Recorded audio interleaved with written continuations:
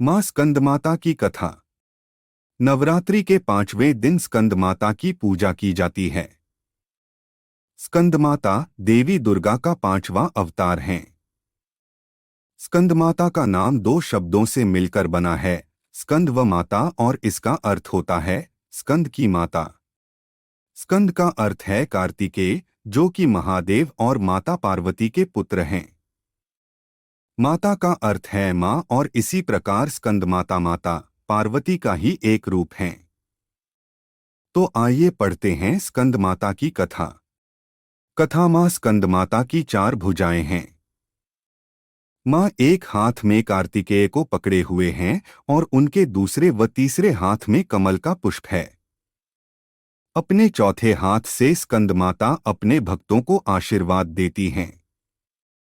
स्कंदमाता की सवारी एक शेर है। स्कंदमाता विशुद्धि चक्र की अधिष्ठात्री देवी हैं। विशुद्धि चक्र हमारे गले के उभरे हुए भाग के ठीक नीचे स्थित होता है। मां स्कंदमाता की सच्चे मन से पूजा करने से विशुद्धि चक्र जागृत हो जाता है, जिससे वरी की सिद्धि प्राप्त होती है। मां स्कंदमाता का वाहन मयूर भी है, इसलिए इन्हें मयूर वाहन के नाम से भी जाना जाता है। उनका वर्ण यानी त्वचा का रंग शुभ्र है। माता हमेशा कमल पर विराजित रहती हैं और इसलिए वह पद्मासना देवी के रूप में भी मानी और पूजी जाती हैं। मां स्कंदमाता का मन पूर्ण रूप से लौकिक और सांसारिक संबंधों से दूर रहता है।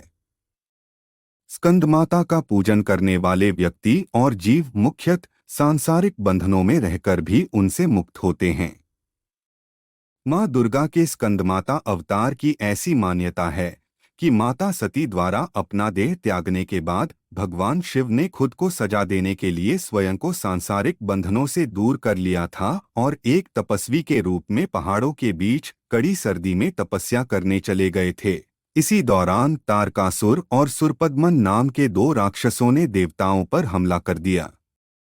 उस वक्त देवताओं की मदद करने के लिए कोई नहीं था। तारकासुर और सुरपद्मन नाम के दोनों राक्षसों को ब्रह्मा जी द्वारा यह वरदान प्राप्त था कि उन्हें मारने के लिए शिव जी की संतान को ही आना होगा।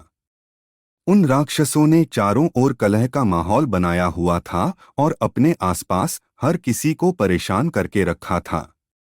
इन दोनों राक्षसों के अत्याचारों को देख देवतागण भी चिंतित थे।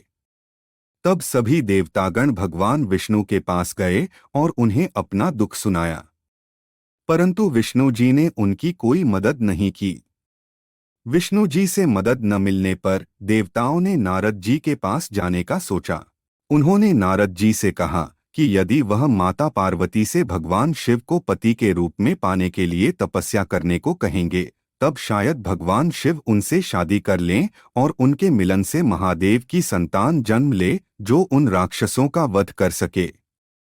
इसलिए नारद जी के कहे अनुसार माता पार्वती ने भगवान शिव को पति के रूप में पाने के लिए घोर तपस्या की और उनकी भक्ति से खुश होकर भगवान शिव ने उनसे विवाह करने का निर्णय लिया। विवाह के पश्चात माता पार्वती और भगवान शिव की ऊर्जा से एक बीज का जन्म हुआ। बीज के अत्यधिक गर्म होने के कारण उसे अग्निदेव को सरवाना नदी में सुरक्षित रखने के लिए सौंपा दिया गया।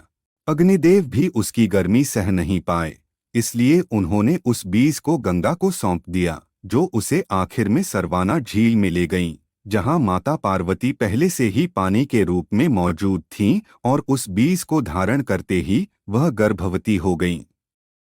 कुछ समय पश्चात कार्तिकेय ने अपने 6 मुखों के साथ जन्म लिया।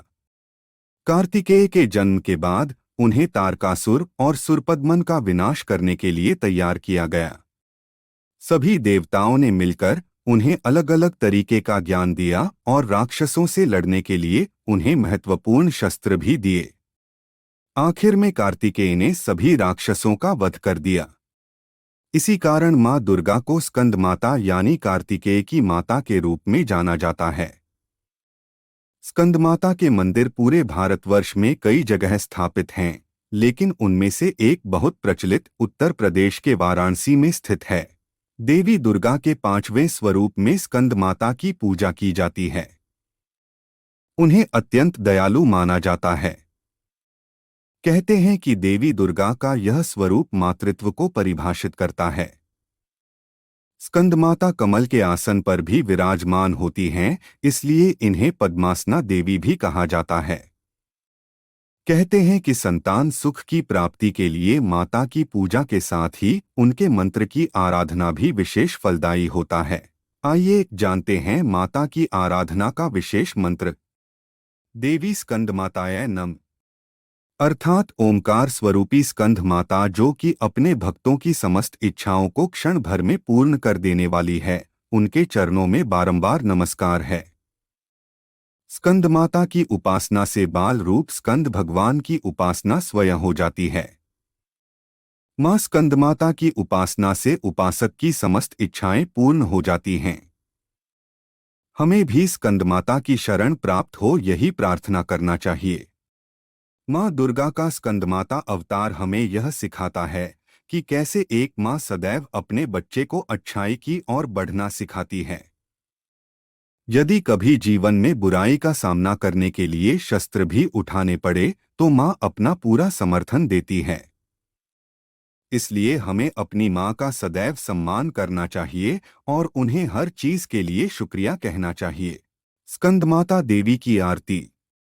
जय तेरी हो स्कंद माता, पांचवा नाम तुम्हारा आता, सबके मन की जाननहारी, जग जननी सबकी महतारी, तेरी जोत जलाता रहूं मैं, हर दम तुझे ध्याता रहूं मैं, कई नामों से तुझे पुकारा, मुझे एक है तेरा सहारा, कहीं पहाड़ों पर है डेरा, कई शहरों में तेरा बसेरा, हर मंदिर में तेरे नजारे, गुण गाए तेरे भक्त प्यारे, भक्ति अपनी मुझे दिला दो, शक्ति मेरी बिगड़ी बना दो, इंद्र आदि देवता मिल सारे, करे पुकार तुम्हारे द्वारे, दुष्ट दैत्य जब चढ़कर आए, तू ही खंड हाथ उठाए, दासों को सदा बचाने आई, भक्त की आस पुजाने आई। अब मां दुर्गा की आरती करें। इस तरह आपकी पूजा का समापन करें, सबको प्रसाद वितरित करके स्वयं प्रसाद ग्रहण करें। तो यह थी 5वें दिन मां स्कंद माता की पूजा की विधि। शारदीय नवरात्र में मां दुर्गा के साथ ही माता के 9 रूपों को उनके दिन के अनुसार पूजने से माता आपकी हर मनोकामना पूरी करती हैं और पूरे वर्ष आपको मां आदिशक्ति का आशीर्वाद प्राप्त होता है। इंस्पायर वीरू पर आपके लिए नवरात्र के 9 दिनों की पूजा विधि उपलब्ध है। इन्हें जानने के लिए जुड़े रहिए इंस्पायर वीरू से। जय माता की।